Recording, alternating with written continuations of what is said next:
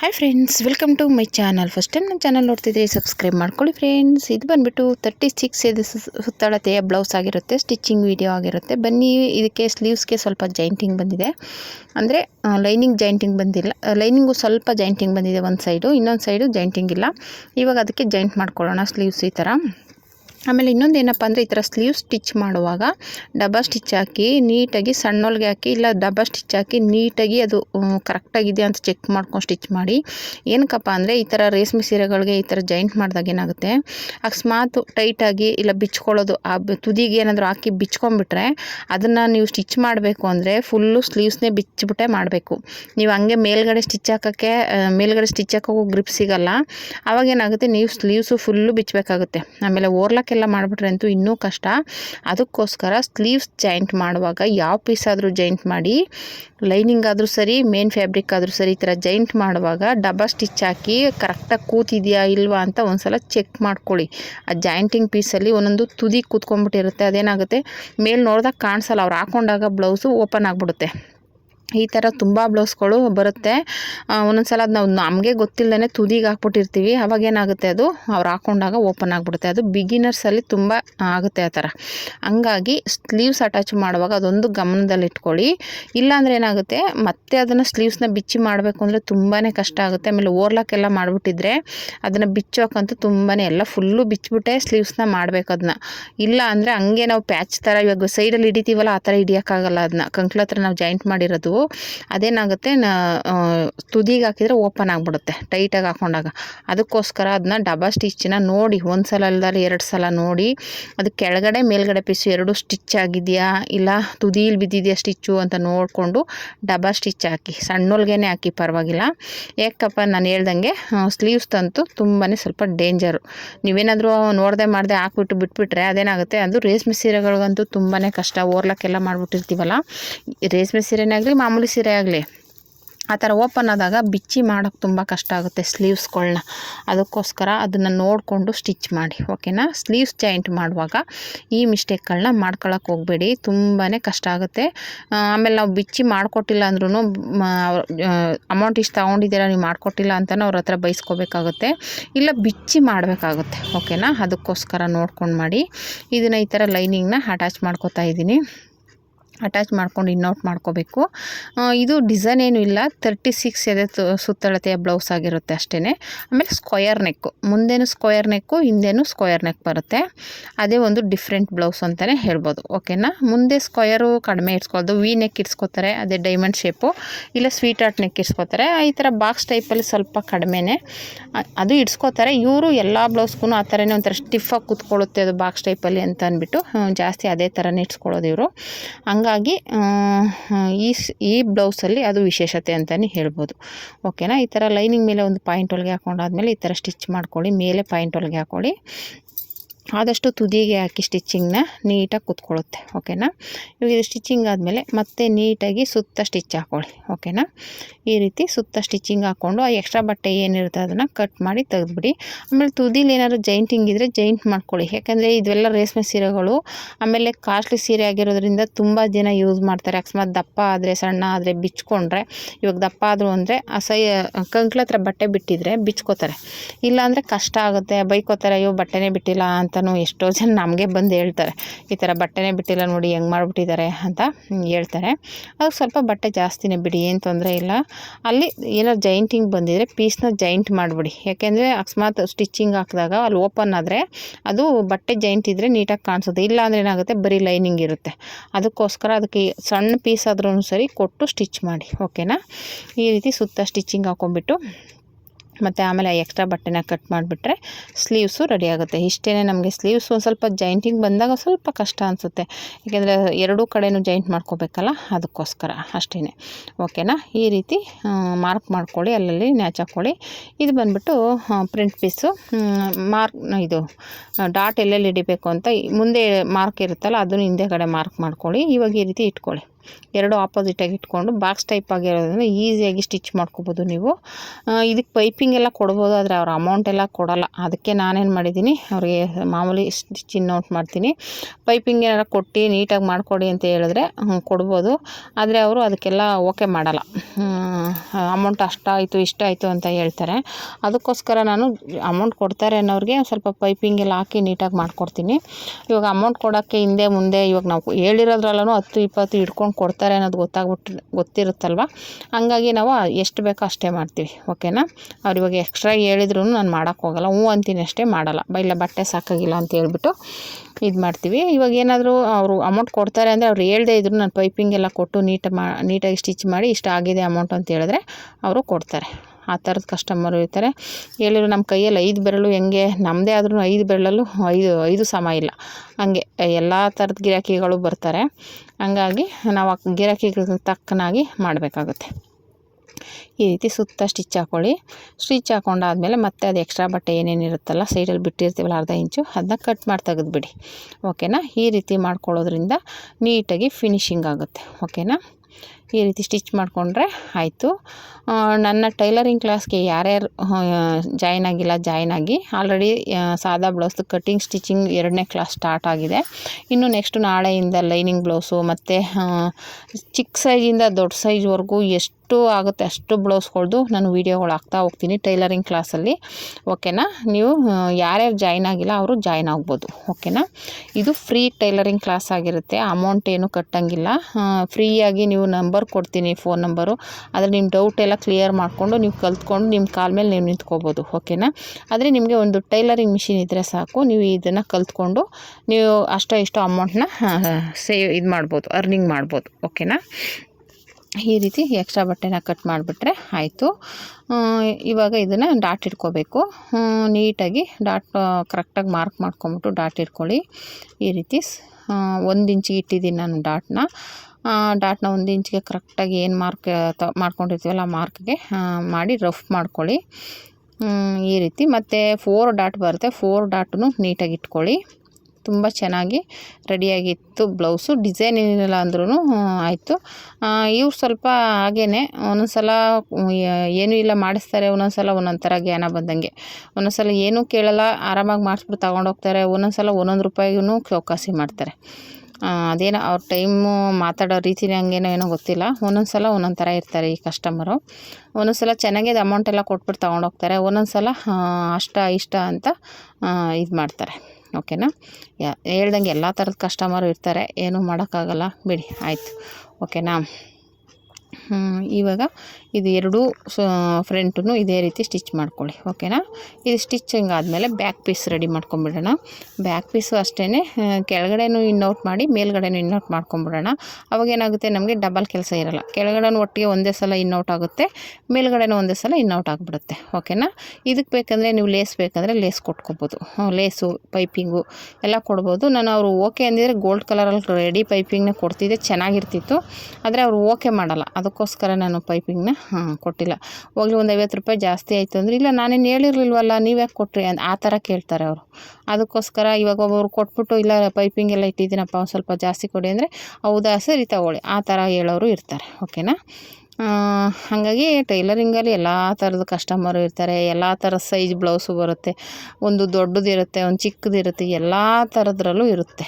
ಎಲ್ಲನೂ ನಾವು ಸಂಭಾಳಿಸ್ಕೊಂಡು ಹೋಗೋದೇ ಈ ಟೈಲರಿಂಗ್ ಕೆಲಸ. ಓಕೆನಾ.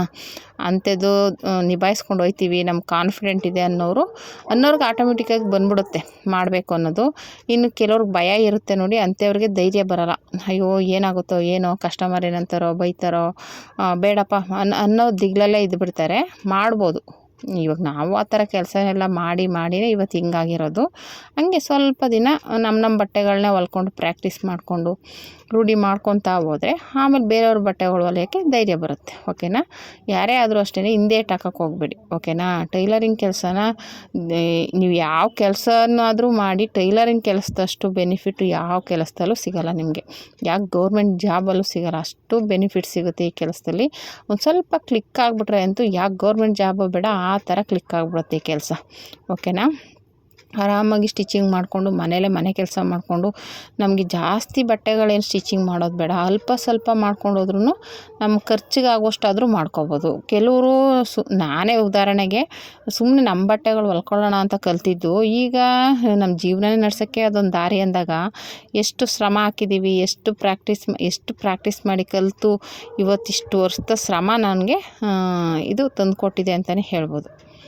ಓಕೆನಾ, ಅದಕ್ಕೆ ಹೇಳೋಕ್ಕೆ ಆಗೋದಿಲ್ಲ, ಅಷ್ಟು ಹೆಮ್ಮೆ ಇದೆ ನನಗೆ ಈ ಟೈಲರಿಂಗ್ ಕೆಲಸದಲ್ಲಿ. ನಾನು ತುಂಬ ಜನ ನೋಡಿದ್ದೀನಲ್ವ, ಆ ಥರದ್ರಲ್ಲಿ ಅಯ್ಯೋ ನನಗನ್ನಿಸ್ತಿತ್ತು ನಾನೇ ಈ ಥರ ಮಾಡ್ತೀನೇನೋ ರಾತ್ರಿ ಎಲ್ಲ ಅಂತ ಅನ್ನಿಸ್ತಿತ್ತು. ಆದರೆ ತುಂಬ ಜನ ಮಾಡ್ತಾರೆ, ಆದರೆ ಕೆಲವ್ರು ತೋರಿಸ್ಕೊಳ್ಳಲ್ಲ, ಕೆಲವ್ರು ತೋರಿಸ್ಕೊತಾರೆ.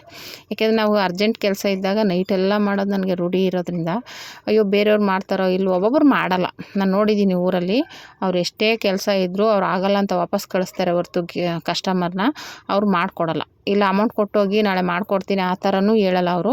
ಇಲ್ಲ ಆಗೋದೇ ಇಲ್ಲಪ್ಪ ನಾಳೆ ಹಬ್ಬ ಇದೆ ನನ್ನ ಕೈಲಿ ಮಾಡೋಕ್ಕಾಗಲ್ಲ ಹಂಗೆ ಹೇಳ್ಬಿಡ್ತಾರೆ. ಆದರೆ ನಮ್ಮ ಕೆಲಸನೇ ಇದಾಗಿರೋದ್ರಿಂದ ನಾವು ಯಾವುದೇ ಕಾರಣಕ್ಕೂ ಆ ಥರ ಅನ್ನಕ್ಕೆ ಹೋಗ್ಬಾರ್ದು, ನಾವು ಕಸ್ಟಮರ್ನ ಕಳ್ಕೊಬಾರ್ದು. ಓಕೆನಾ, ನಾವು ಅಂಥ ಟೈಮಲ್ಲಿ ಇನ್ನೂ ಒಂದೆರಡು ಬ್ಲೌಸ್ ಹೆಚ್ಚಾಗಿ ಹೊಲ್ದು ಅಮೌಂಟ್ನ ಜಾಸ್ತಿ ತೊಗೋಬೇಕು. ಓಕೆನಾ, ನೋಡಿ ಹಿಂದೆ ಬ್ಯಾಕ್ ಡಾಟ್ ಹಿಡ್ದಾಯಿತು. ಈಗ ಬೆಲ್ಟ್ಗೆ ಕಟ್ ಮಾಡ್ಕೊಳ್ಳೋಣ. ಬೆಲ್ಟಿಗೆ ಬಂದುಬಿಟ್ಟು ಮೂರು ಪೀಸ್ ತೊಗೋತೀನಿ ನಾನು. 2 lining piece, 1 main piece. First lining ಇಟ್ಕೊಂಡೆ, ಆಮೇಲೆ ಮೇನ್ ಪೀಸು ಮತ್ತು ಲೈನಿಂಗು, ಈ ರೀತಿ 2 ಆಪೋಸಿಟಾಗಿ ಇಟ್ಕೊಂಡ್ಬಿಡ್ತೀನಿ ನಾನು ಯಾವಾಗ್ಲೂ. ಏನಕ್ಕಪ್ಪ ಅಂದರೆ ಕನ್ಫ್ಯೂಸ್ ಆಗಬಾರ್ದು ಅಂತ ನಾನು ಹೇಳ್ತಾನೆ ಇರ್ತೇನೆ ವೀಡಿಯೋದಲ್ಲಿ. ಬೆಲ್ಟ್ ಪಟ್ಟಿ, ಸ್ಲೀವ್ಸು, ಫ್ರಂಟು ಈ ಮೂರನ್ನು ಅಷ್ಟೇ ನೀವು 2 ಆಪೋಸಿಟಾಗಿ ಇಟ್ಕೊಳ್ಳಿ. ಓಕೆನಾ, ಯಾಕೆಂದರೆ ಬಿಗಿನರ್ಸ್ಗೆ ಎಕ್ಸ್ಪೀರಿಯೆನ್ಸ್ ಆದಾಗಲೇ ಅದು ಗೊತ್ತಾಗೋದು, ಓ ಈ ಥರ ಹೇಳ್ತಾಯಿದ್ರು ಇದೇನಾ ಅನ್ನೋದು. ಇಲ್ಲ ಅಂದರೆ ಅದು ಗೊತ್ತಾಗಲ್ಲ. ಓಕೆನಾ, ನಾವು ಹೇಳ್ತಾ ಇರ್ತೀವಿ ಆಪೋಸಿಟಾಗಿ ಇಟ್ಕೊಳ್ಳಿ, ಒಂದೇ ಕಡೆ ಬಂದುಬಿಡುತ್ತೆ ಅಂತ. ಆದರೆ ಅವ್ರಿಗೆ ಎಕ್ಸ್ಪೀರಿಯೆನ್ಸ್ ಆದಾಗಲೇ ಅದ್ರ ಬಗ್ಗೆ ಗೊತ್ತಾಗೋದು. ಓಕೆನಾ, ಈ ರೀತಿ ಫೋಲ್ಡ್ ಮಾಡಿ ಒಂದು ಸ್ಟಿಚ್ ಹಾಕ್ಕೊಳ್ಳಿ, ಪಾಯಿಂಟ್ ಹೊಲಿಗೆ ಹಾಕ್ಕೊಳ್ಳಿ. ಇವಾಗ ಹಾಕ್ಕೊಂಡು ಎಕ್ಸ್ಟ್ರಾ ಬಟ್ಟೆ ಏನೇನಿರುತ್ತೆ ಅದನ್ನು ನೀಟಾಗಿ ಕಟ್ ಮಾಡಿ ತೆಗೆದುಬಿಡಿ. ನಾವು ಆಲ್ರೆಡಿ 1 ಪೀಸ್ ಮಾತ್ರ ಕರೆಕ್ಟಾಗಿರುತ್ತೆ, ಇನ್ನೆರಡು ಸ್ವಲ್ಪ ಜಾಸ್ತಿ ತೊಗೊಂಡಿರ್ತೀವಿ, ಅದನ್ನು ಸುತ್ತ ಕಟ್ ಮಾಡ್ಕೊಂಬಿಡಿ. ನಾವು ಏನು ಮೇನ್ ಪೀಸ್ ಇರುತ್ತಲ್ಲ ಆ ಮೇನ್ ಪೀಸ್ ಅಳತೆಗೆ ಸುತ್ತ ಕಟ್ ಮಾಡಿಬಿಡಿ. ರೆಡಿ ಆಯಿತು ಬೆಲ್ಟ್ ಪಟ್ಟಿ. ಅದರಲ್ಲಿ ಲೈನಿಂಗು ಮತ್ತು ಮೇನ್ ಫ್ಯಾಬ್ರಿಕ್ಕು ಎರಡೂ ಸೇರಿಸಿ ಒಂದು ಸ್ಟಿಚ್ ಹಾಕ್ಕೊಳ್ಳಿ ನೀಟಾಗಿ. ಓಕೆನಾ, ನೋಡಿ ಈ ರೀತಿ ಎಕ್ಸ್ಟ್ರಾ ಬಟ್ಟೆ ಕಟ್ ಮಾಡಿಬಿಟ್ಟು ಆದಮೇಲೆ ಈಗ 2 ಪೀಸ್ನ ತೆಗೆದು ಸ್ಟಿಚ್ ಮಾಡ್ಕೊಳ್ಳಿ. ಓಕೆನಾ, ಇದು 2 ಪೀಸನ್ನು ನೀವು ಎಷ್ಟು ಮಾರ್ಜಿನಲ್ಲಿ ಸ್ಟಿಚ್ ಮಾಡಿರ್ತೀರ ಅದು ನಿಮಗೆ ಬೆನಿಫಿಟು. ಏನಕ್ಕಂದರೆ ನೀವು ಫ್ರಂಟ್ಗೆ ಅಟ್ಯಾಚ್ ಮಾಡುವಾಗ ಅದು ನೀಟಾಗಿ ಕರೆಕ್ಟಾಗಿ ಕೂತ್ಕೊಳ್ಳುತ್ತೆ. ಓಕೆನಾ, ಇಲ್ಲಾಂದರೆ ಸ್ವಲ್ಪ ನೀವು ಹೆಂಗೆ ಸ್ಟಿಚ್ ಮಾಡಿರ್ತೀರ ಹಂಗೆ ಹೋಗುತ್ತೆ ಅದು. ಹಾಗಾಗಿ ಈ ರೀತಿ ಸ್ಟಿಚ್ ಮಾಡಿಕೊಂಡು ಫ್ರಂಟ್ಗೆ ಅಟ್ಯಾಚ್ ಮಾಡಿದ್ರೆ ಆಯಿತು, ಫ್ರಂಟು ರೆಡಿ ಆಗುತ್ತೆ. ಈ ರೀತಿ ಸ್ಟಿಚ್ ಮಾಡ್ಕೊಂಡಾದಮೇಲೆ 2 ಪೀಸನ್ನು ಕೂಡ ಅದೇ ರೀತಿ ಸ್ಟಿಚ್ ಮಾಡ್ಕೊಳ್ಳಿ, ನೀಟಾಗಿರುತ್ತೆ. ಯಾವುದೇ ಆದರೂ ಅಷ್ಟೇ ತುದಿಲಿ ಸ್ವಲ್ಪ ರಫ್ ಮಾಡಿ, ಲಾಸ್ಟಲ್ಲಿ ರಫ್ ಮಾಡಿ. ಯಾಕೆಂದರೆ ಅದು ಓಪನ್ ಆಗಿಬಿಟ್ರೆ ಫುಲ್ ಸ್ಟಿಚ್ಚು ಓಪನ್ ಆಗೋ ಚಾನ್ಸ್ ಇರುತ್ತೆ, ರಫ್ ಮಾಡಿಬಿಟ್ರೆ ಓಪನ್ ಆಗಲ್ಲ. ಓಕೆನಾ, ಈ ರೀತಿ ಫೋಲ್ಡ್ ಮಾಡ್ಕೊಳ್ಳಿ. ಒಂದು 3 ಇಂದ 4 ಫೋಲ್ಡ್ ಮಾಡಿ ಈ ಥರ ಇದು ಬೆಲ್ಟ್ನ ಉಲ್ಟಾ ತಿರುಗಿಸಿ ಸ್ಟಿಚ್ ಮಾಡ್ಕೋಬೇಕು. ಈ ರೀತಿ ಮಾಡಿಕೊಂಡು ನಮಗೆ ಕ್ರಾಸಲ್ಲಿ ಕಟ್ ಮಾಡಿರ್ತೀವಲ್ಲ ಅಲ್ಲಿ ಮಾತ್ರ 1-2 ನ್ಯಾಚ್ ಹಾಕ್ಕೊಳ್ಳಿ, ಅದು ಬಟ್ಟೆ ನೀಟಾಗಿ ತಿರುಗುತ್ತೆ. ಓಕೆನಾ, ಹಾಗಾಗಿ 2 ಕಡೆನೂ ಇದೇ ಥರ ಇದನ್ನು ಅಷ್ಟೇ ನೀಟಾಗಿ ಈ ಥರ ಫೋಲ್ಡ್ ಮಾಡಿ ಸ್ಟಿಚ್ ಮಾಡ್ಕೊಳ್ಳಿ. ಈ ಥರ ಸ್ಟಿಚ್ ಮಾಡ್ಕೊಂಡಾದಮೇಲೆ ನೀಟಾಗಿ ಇದು ರೆಡಿ ಆಯಿತು. ಇದಕ್ಕೂ ಅಷ್ಟೇ ನ್ಯಾಚ್ ಹಾಕ್ಬಿಟ್ಟು ಉಲ್ಟಾ ತಿರುಗಿಸ್ಕೊಳ್ಳಿ. ಇವಾಗ ಇದು ಡಬಲ್ ಪಟ್ಟಿ, ಸಿಂಗಲ್ ಪಟ್ಟಿ ಥರ ಫೋಲ್ಡ್ ಮಾಡಿ ಸ್ಟಿಚ್ ಮಾಡ್ಕೊಂಬಿಡಿ. ಇದು ನಮಗೆ ರೆಡಿ 1.5 ಇಂಚ್ ಬಂದರೆ ಸಾಕು. ಓಕೆನಾ, 1.25 ಇಲ್ಲ 1.5 ಆದರೆ ಸಾಕು. ಅದು ಡಬಲ್ ಫೋಲ್ಡ್ ಮಾಡಿ 1-2 ಇಂಚ್ ಆದರೂ ಬೇಕದು. ಓಕೆನಾ, ನಾವು ಆದಮೇಲೆ ನಿಮ್ಮ ಮೇನ್ ಪೀಸನ್ನ ಕೊಟ್ಟು ಈ ಥರ ಸ್ಟಿಚ್ ಮಾಡ್ಕೊಳ್ಳಿ. ಅಕಸ್ಮಾತ್ ಬಟ್ಟೆ ಇಲ್ಲ ಅಂದಾಗ ಲೈನಿಂಗ್ನೇ ಕೊಡ್ಬೋದು, ತೊಂದರೆ ಏನಿಲ್ಲ. ಫಸ್ಟ್ ಈ ಥರ ಸ್ಟಿಚ್ ಮಾಡ್ಕೊಳ್ಳಿ 2 ಪೀಸನ್ನು. ಇವಾಗ ಈ ಕಡೆ ಒಂದು ಕಡೆ ಫೋಲ್ಡ್ ಮಾಡಿ, ಅದು ನಮಗೆ 1-2 ಇಂಚ್ ಆದರೂ ಇರಬೇಕು. ಯಾಕೆಂದರೆ ನಮ್ಮ ಡಬಲ್ ಫೋಲ್ಡ್ ಮಾಡ್ತೀವಲ್ಲ ಅದಕ್ಕೆ.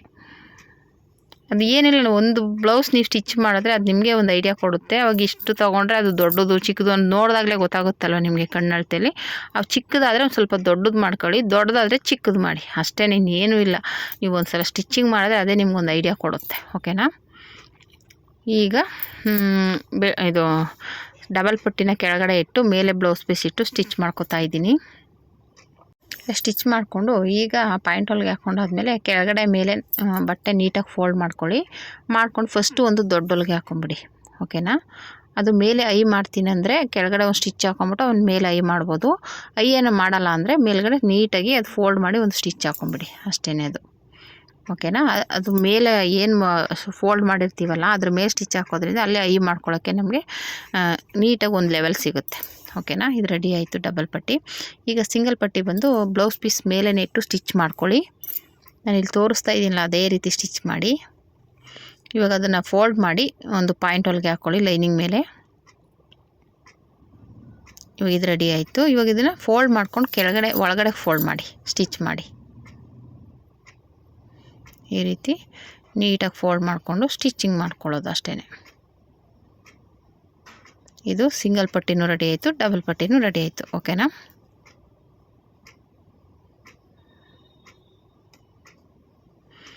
ಈಗ ಇದು ರೆಡಿ ಆಯಿತು.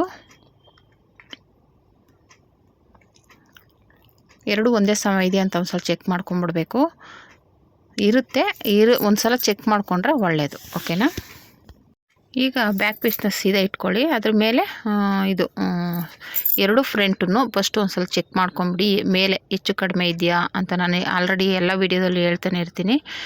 ಇದು ಕರೆಕ್ಟಾಗಿ ಏನಾದ್ರು ಒಂಚೂರು ಹೆಚ್ಚು ಕಡಿಮೆ ಇದ್ದರೆ ಆವಾಗ ಶೋಲ್ಡರ್ ಡ್ರಾಪ್ ಆಗೋಕ್ಕೆ ಚಾನ್ಸ್ ಇರುತ್ತೆ. ನೀವು ಕೇಳಿರ್ಬೋದು ಒಂದು ಕಡೆ ಸರಿಯುತ್ತೆ ಒಂದು ಕಡೆ ನೀಟಾಗಿದೆ ಅಂತ. ಅದು ಹೆಚ್ಚು ಕಡಿಮೆ ಇದ್ದಾಗ ಹಂಗಾಗುತ್ತೆ. ಅದಕ್ಕೋಸ್ಕರ ಒಂದು ಸಲ ಚೆಕ್ ಮಾಡ್ಕೊಂಬಿಡಿ. ನಿಮ್ಮ ಅಳತೆ ಬ್ಲೌಸ್ಗೂ ಅದು ಹೆಚ್ಚು ಕಡಿಮೆ ಇದ್ದರೆ ನೋಡಿಕೊಂಡು ಸರಿ ಮಾಡ್ಕೋಬೇಕು. ಓಕೆನಾ. ಇವಾಗ ಸೀದಾ ಇಟ್ಕೊಂಡು ತುದಿಗೆ ಸ್ಟಿಚ್ ಹಾಕ್ಕೊಳ್ಳಿ. ಇದು ಶೋಲ್ಡರಲ್ಲಿ ಎರಡೂ ಕಡೆದೂ ತುದಿಗೆ ಸೀದಾನೇ ಇಟ್ಕೋಬೇಕು. ಇವಾಗ ಸೀದಾ ಆದಮೇಲೆ ಇದು ಉಲ್ಟಾ ತಿರುಗಿಸಿ ಒಂದು ಸ್ಟಿಚ್ ಹಾಕ್ಕೋಬೇಕು ಇವಾಗ. ಓಕೆನಾ. ಸ್ಟಿಚಿಂಗು ಒಳಗಡೆ ಹೋಗುತ್ತೆ, ಅದಕ್ಕೆ ಅದನ್ನು ತುದಿಗೆ ಹಾಕಬೇಕು, ಬಟ್ಟೆ ಜಾಸ್ತಿ ಹಿಡಿಬಾರ್ದು. ಇವಾಗ ಇದನ್ನು ನೀಟಾಗಿ ಇಟ್ಕೊಂಡು ಈಗ ಒಂದು ಮಾರ್ಜಿನಲ್ಲಿ ಸ್ಟಿಚ್ ಮಾಡ್ಕೊಳ್ಳಿ. ಹೀಗೆ ಶೋಲ್ಡರ್ ಜಾಯಿಂಟ್ ಆಗುತ್ತೆ. ಇದಾದಮೇಲೆ ಸ್ಲೀವ್ಸ್ ಅಟ್ಯಾಚ್ ಮಾಡ್ಕೋಬೇಕು. ನೋಡಿ ಎಷ್ಟು ನೀಟಾಗಿ ಪರ್ಫೆಕ್ಟಾಗಿ ಬಂತು. ಮೇಲ್ಗಡೆ ನಿಮಗೆ ಓವರ್ಲಾಕ್ ಮಾಡೋ ಅವಶ್ಯಕತೆಯೂ ಇಲ್ಲ ಶೋಲ್ಡರ್ನ. ಓಕೆನಾ. ಈ ರೀತಿ ಮಾಡಿ ಡಬಲ್ ಸ್ಟಿಚ್ ಹಾಕ್ಕೊಂಬಿಡಿ. ಇವಾಗ ಸೈಡ್ ಇದು ಸ್ಲೀವ್ಸ್ ಅಟ್ಯಾಚ್ ಮಾಡ್ಕೋಬೇಕು. ಕರೆಕ್ಟಾಗಿ ಶೋಲ್ಡ್ರ್ ಮಧ್ಯೆ ಇಟ್ಕೊಳ್ಳಿ. ನ್ಯಾಚ್ ಹಾಕ್ಕೊಂಡಿರ್ತೀವಲ್ಲ ಸ್ಲೀವ್ಸ್ ಅದನ್ನು ಈ ರೀತಿ ಇಟ್ಕೊಂಡು ಸ್ಟಿಚ್ ಮಾಡ್ಕೊಳ್ಳಿ.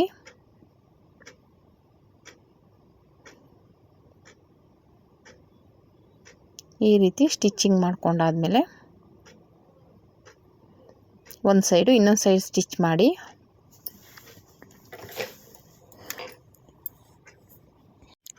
ಈ ಕಡೆನೂ ಸ್ಟಿಚಿಂಗ್ ಆದಮೇಲೆ ಡಬಲ್ ಸ್ಟಿಚ್ ಹಾಕ್ಕೊಳ್ಳಿ. ಹಾಗೆಯೇ ಇನ್ನೊಂದು ಸ್ಲೀವ್ಸ್ ಇರುತ್ತಲ್ಲ ಅದನ್ನು ಸೇಮ್ ಇದೇ ರೀತಿಯೇ ಶೋಲ್ಡರ್ ಮಧ್ಯೆ ಇಟ್ಕೊಂಡು ಒಂದು ಸೈಡ್ ಫಸ್ಟು ಸ್ಟಿಚ್ ಮಾಡ್ಕೊಳ್ಳಿ, ಇನ್ನೊಂದು ಸೈಡ್ ಆಮೇಲೆ ಸ್ಟಿಚ್ ಮಾಡ್ಕೊಳ್ಳಿ. ಓಕೆನಾ. ಸ್ಟಿಚಿಂಗ್ ಆದಮೇಲೆ ಇವಾಗ ಸೊಂಟದ ಸುತ್ತಳತೆ ನೋಡಿಕೊಂಡು ಮಾರ್ಕ್ ಮಾಡ್ಕೊಳ್ಳಿ ಒಂದು ಸಲ. ಕರೆಕ್ಟಾಗಿ ಆಲ್ರೆಡಿ ಮಾರ್ಕ್ ಇರುತ್ತೆ, ಆದರೂ ಒಂದು ಪಾಯಿಂಟ್ ಆ ಕಡೆ ಈ ಕಡೆ ಆಗ್ಬೋದು. ನಾವು ಸ್ಟಿಚಿಂಗ್ ಮಾಡುವಾಗ ಒಂದು 1/4 ಪಾಯಿಂಟ್ ಇಲ್ಲ ಅರ್ಧ ಪಾಯಿಂಟ್ ಆ ಕಡೆ ಈ ಕಡೆ ಹೆಚ್ಚು ಕಡಿಮೆ ಆಗ್ಬೋದು. ಅದನ್ನ ನೋಡ್ಕೊಂಡು ಮಾರ್ಕ್ ಮಾಡ್ಕೊಳ್ಳಿ. ಓಕೆನಾ. ಅಷ್ಟೇ. ಈ ರೀತಿ ಮಾರ್ಕ್ ಮಾಡಿಕೊಂಡು ಈಗ ಸೈಡ್ ಜಾಯಿಂಟ್ ಮಾಡ್ಕೋಬೇಕಾಗುತ್ತೆ. ಸೈಡ್ ಜಾಯಿಂಟ್ ಮಾಡುವಾಗ ನಾನು ಓವರ್ಲಾಕ್ ಮಿಷಿನ್ನು ಸ್ವಲ್ಪ ರಿಪೇರಿ ಆಗಿರೋದ್ರಿಂದ ನಾನು ಸೀದಾನೇ ಇಟ್ಕೊಂಡು ಸ್ಟಿಚ್ ಮಾಡ್ಕೋತಾ ಇದ್ದೀನಿ. ಸ್ಟಿಚ್ ಮಾಡ್ಕೊಳ್ಳಿ. ಸೀದಾ ಸ್ಟಿಚ್ ಮಾಡಿಕೊಂಡು ಕಂಕ್ಳ ಹತ್ರ ಎರಡು ನ್ಯಾಚುಗಳು ಒಟ್ಟಿಗೆ ಸೇರಬೇಕು. ಆ ರೀತಿ ನೀಟಾಗಿ ಮಾರ್ಕ್ ಮಾಡಿಕೊಂಡು ಎರಡು ಒಟ್ಟಿಗೆ ಇಟ್ಕೊಂಡು ಸ್ಟಿಚ್ ಮಾಡ್ಕೋಬೇಕು. ಸೀದಾ ಇಟ್ಕೊಂಡು ಸ್ಟಿಚ್ ಮಾಡಿಕೊಂಡು ಆ ಎಕ್ಸ್ಟ್ರಾ ಬಟ್ಟೆ ಏನಿರುತ್ತೆ ತುದಿಲಿ ಅದನ್ನು ಕಟ್ ಮಾಡಿ ತೆಗೆದುಬಿಡಿ. ಆಮೇಲೆ ಅದನ್ನು ಒಳಗಡೆ ಫೋಲ್ಡ್ ಮಾಡಿ ಸ್ಟಿಚ್ ಮಾಡ್ಕೊಳ್ಳಿ. ಈ ರೀತಿ ಮಾಡೋದ್ರಿಂದ ಓವರ್ಲಾಕ್ ಮಾಡೋ ಅವಶ್ಯಕತೆ ಇರೋದಿಲ್ಲ. ಒಂದು ಸ್ವಲ್ಪ ನೀಟ್ ಫಿನಿಶಿಂಗ್ ಇರುತ್ತೆ. ಇವಾಗ ಓವರ್ಲಾಕ್ ಮಿಷಿನ್ ಇಲ್ಲ ಅನ್ನೋರು ಈ ಮೆಥಡ್ನ ಯೂಸ್ ಮಾಡ್ಬೋದು. ನಾನು ಸ್ಟಾರ್ಟಿಂಗು ಟೈಲರಿಂಗ್ ಕೆಲಸ ಮಾಡುವಾಗ ಒಂದು ಅಂಗಡಿಲಿ ಕೆಲಸಕ್ಕೆ ಹೋದಾಗ್ಲೂ ಇದೇ ಮೆಥಡಲ್ಲೇ ಮಾಡ್ತಾಯಿದ್ದಿದ್ದು. ಓಕೆನಾ. ಅವರು ಓವರ್ಲಾಕ್ ಮಿಷಿನು ಕೂಡ ಯೂಸ್ ಮಾಡ್ತಿರಲಿಲ್ಲ. ಸೇಮ್ ಇದೇ ರೀತಿಯೇ ಸೈಡಲ್ಲಿ ಇನ್ನೋಟ್ ಮಾಡಿಬಿಟ್ಟು ಕೊಟ್ಬಿಡ್ತಾಯಿದ್ರು. ಈ ರೀತಿ ನೋಡಿ ಎಷ್ಟು ನೀಟಾಗಿ ಬಂತು. ಎಳೆಗಳ ಏನು ಬಿಚ್ಕೊಳ್ಳಲ್ಲ, ನೀಟಾಗಿರುತ್ತೆ. ಓಕೆನಾ. ಈ ರೀತಿ ಮಾಡಿಕೊಂಡು ನಿಮಗೆ ಒಂದು 2ರಿಂದ 3 ಸ್ಟಿಚ್ಚು, 3 ಹಾಕಲೇಬೇಕು ಸ್ಟಿಚ್ಚು. ಯಾಕೆಂದರೆ ಒಂದು ಸ್ಟಿಚ್ ಬಿಚ್ಕೊಂಡ್ರೂ ಇನ್ನೂ 2 ಸ್ಟಿಚ್ ಇರುವಂಗೆ ಹಾಕ್ಕೋಬೇಕು. ನಾನು 3ರಿಂದ 4ವರೆಗೂ ಹಾಕ್ತೀನಿ. ಒಬ್ಬೊಬ್ಬರು ಒಂದೊಂದು ಬಿಚ್ಚಿಬಿಟ್ಟು ಇನ್ನೊಂದು 2 ಸ್ಟಿಚ್ ಇದೆ ಅಂತ ವಾಪಸ್ ಬರಬಾರ್ದು ಅಂತ ಒಂದು ಎಕ್ಸ್ಟ್ರಾ ಸ್ಟಿಚ್ಚೇ ಹಾಕ್ಕೊಡ್ತೀನಿ. ಓಕೆನಾ. ಈ ರೀತಿ ರೆಡಿ ಆಯಿತು.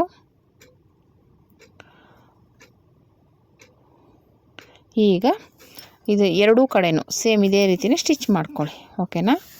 ಇವಾಗ ಇನ್ನೊಂದು ಕಡೆನೂ ಇದೇ ಥರ ಸೀದಾ ಇಟ್ಕೊಂಡು ಸ್ಟಿಚ್ ಮಾಡ್ಕೊಂಬಿಟ್ಟು ಮತ್ತು ಆಮೇಲೆ ಅದನ್ನ ಉಲ್ಟಾ ತಿರುಗಿಸ್ಕೊಂಡು ಸ್ಟಿಚ್ ಮಾಡ್ಕೋಬೇಕು.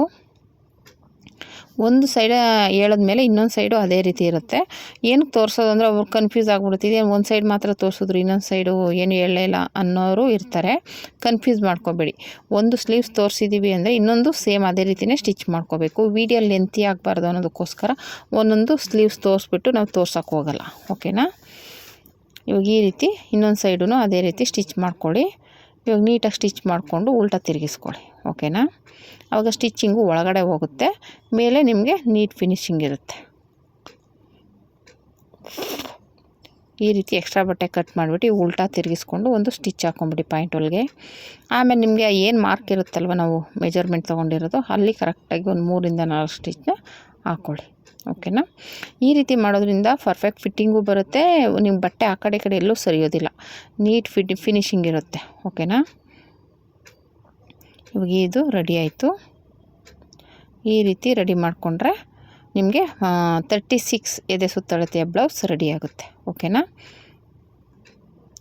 ಈ ರೀತಿ ಇನ್ನೂ ಯಾವುದಾದ್ರೂ ನಿಮಗೆ ವೀಡಿಯೋಸ್ ಬೇಕು ಅಂದರೆ ಕಮೆಂಟ್ ಮಾಡಿ, ಆ ವೀಡಿಯೋಸ್ ಹಾಕೋಕ್ಕೆ ಟ್ರೈ ಮಾಡ್ತೀನಿ. ಓಕೆನಾ. ನನ್ನ ಟೈಲರಿಂಗ್ ಕ್ಲಾಸ್ಗೆ ಜಾಯ್ನ್ ಆಗಿಲ್ಲ ಅಂದರೆ ಜಾಯ್ನ್ ಆಗಿ. ಇಂಟ್ರೆಸ್ಟ್ ಇರೋರು ನನ್ನ ವೀಡಿಯೋಸ್ ನೋಡಿ ನಿಮ್ಗೆ ಇಂಟ್ರೆಸ್ಟ್ ಆದರೆ ಜಾಯ್ನ್ ಆಗ್ಬೋದು. Thank you for watching.